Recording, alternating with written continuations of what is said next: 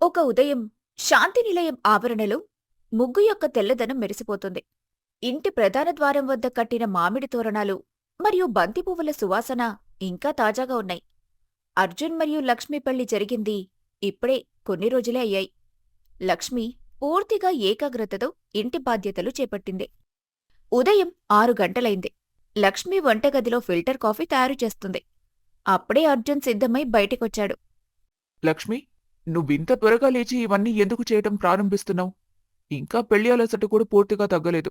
కొంచెం విశ్రాంతి కూడా తీసుకో. కనీసం ఈ రోజైనా ఆలస్యంగా నిద్ర నుండి లేవాల్సింది కదా. అయ్యో, లేదు. నాకు ఉదయపు ప్రశాంతతలో పనిచేయడం ఇష్టం. ఇంకా అత్తయ్య మరియు మావయ్య కోసం సమయానికి పెసరట్టు మరియు అల్పాహారం సిద్ధం చేయడం నా బాధ్యత. మీరు ఈ కాఫీ తాగండి. లేకపోతే దీని వేడి మరియు సువాసన రెండూ పోతాయి.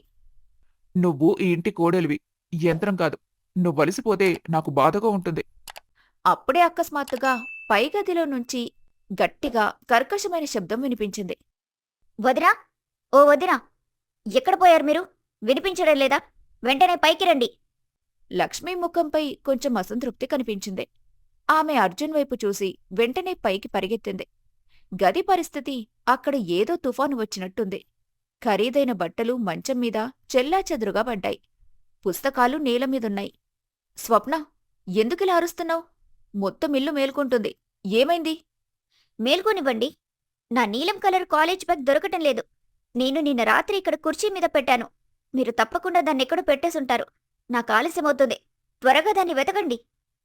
అరిచే ముందు ఒకసారి చూసుకోవాలి కదా. బ్యాగ్ ఇక్కడే ఉంది. ఇంక నీ గదిని చూడు, ఎంత గందరగోళంగా ఉంది. నువ్వు కొంచెం సర్దుకొని పెట్టలేవా? రేపు నువ్వు కూడా ఎవరో ఒక ఇంటికే కోడలువవుతావు.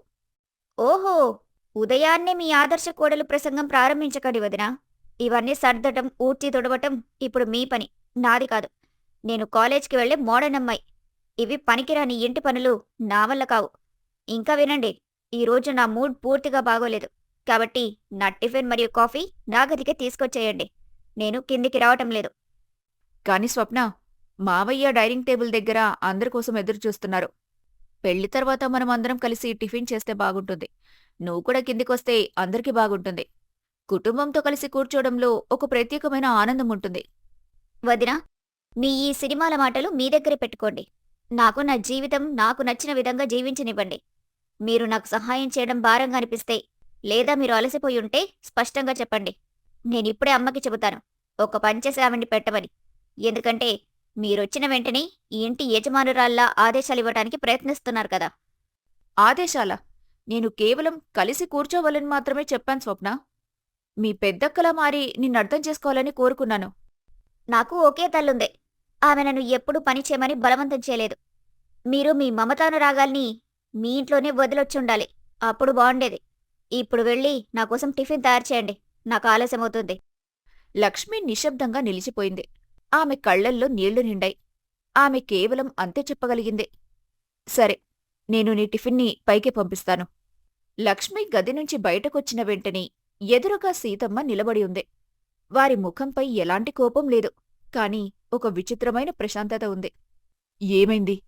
ఇంత బాధతో ఉన్న ముఖంతో వంటగదిలోకి వెళ్తే ఆహారంలో రుచెలా వస్తుంది? అత్తయ్య, అది స్వప్న. అయ్యో, అదింకా చిన్నపిల్లే. తనపై కాలేజ్ ఒత్తిడి ఎంతుంటుందో నీకేం తెలుసు? నువ్వింట్లో ఉంటావు, అది బయట ప్రపంచాన్ని ఎదుర్కొంటుంది. ఆమె మాటలను మనసుకు పెట్టుకోకు. తను ఇంటి లాలనలో పెరిగిన కూతురు. ఇక్కడున్నంతవరకు ఎంత ప్రేమగా చూసుకోవచ్చో అంత చూసుకో. అదే పెద్ద మనసున్న కోడలి లక్షణం. అత్తయ్య, ప్రేమగా చూసుకోవడం మరియు ప్రేమని పంచడం మంచి విషయం.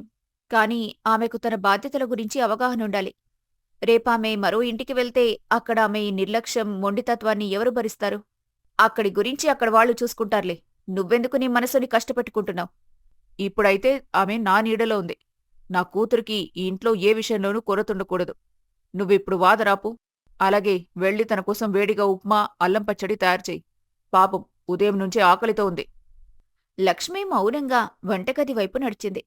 ఆమెకు అర్థమైంది, ఈ ఇంట్లో పని మరియు త్యాగం ఆమె ధర్మంగా మార్చబడింది. మరియు లాలన పాలన కేవలం స్వప్న యొక్క హక్కు. శాంతినిలయం వంటగదిలో లక్ష్మి చెమటతో తడిచి ముద్దయింది. గడియారంలో 8 కొట్టింది. ఇంటి మిగతా సభ్యుల అల్పాహారం అయిపోయింది. కాని స్వప్న ఆదేశించినట్టుగా ఆమెకు వేడివేడి ఉప్మా మరియు ఫిల్టర్ కాఫీ ఆమె గదికే తీసుకెళ్ళాలి.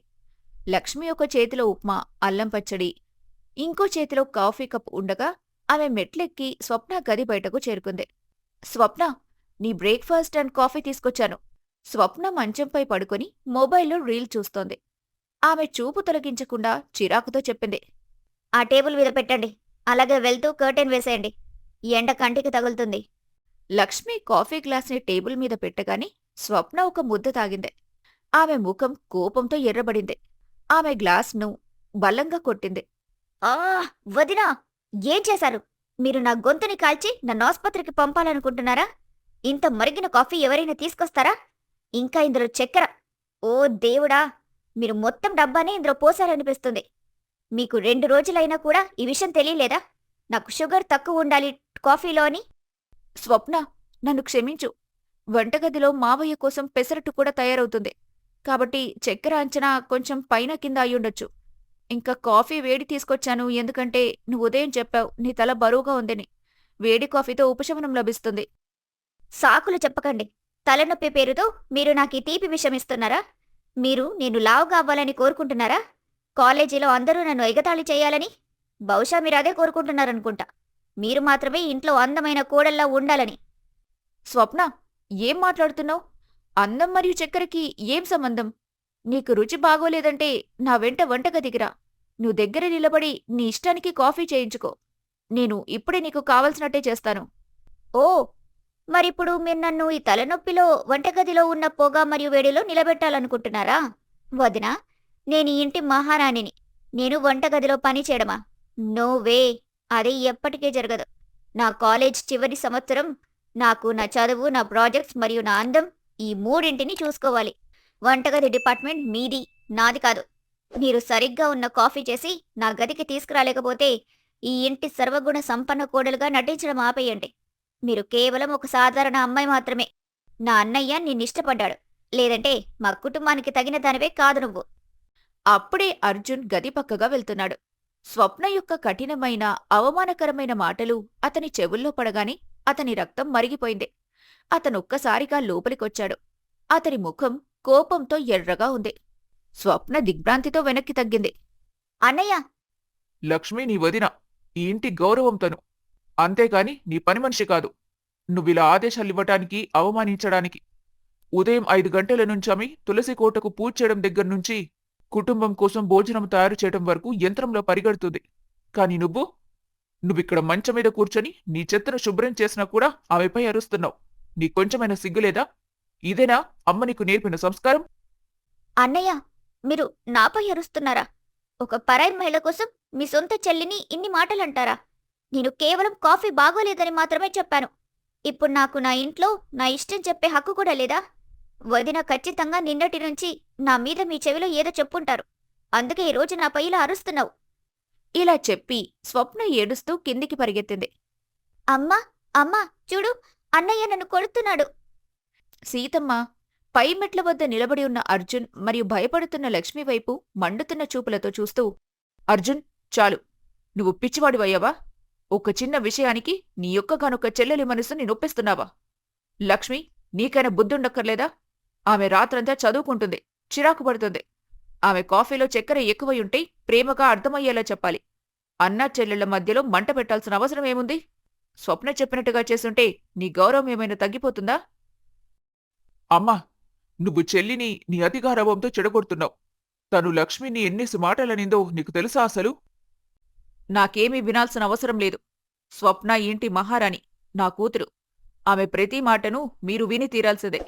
పాపం, ఉదయాన్నే ఏడిపించారు కదరా మీరు. వెళ్ళు లక్ష్మి, వెళ్ళి తన కోసం తాజా నారింజ జ్యూస్ తీసుకొన్రా. ఆమె గొంతు ఏడుస్తూ ఎండిపోయింది. లక్ష్మి ఏమీ మాట్లాడకుండా తన కాలుతున్న వేళ్లను నిమురుకుంటూ మళ్లీ వంటగది వైపు వెళ్ళింది. ఆమెకు అర్థమైంది, శాంతి నిలయంలో శాంతి నిలుపుకోవడానికి మూల్యము ఆమె ఒక్కరే చెల్లించాలని.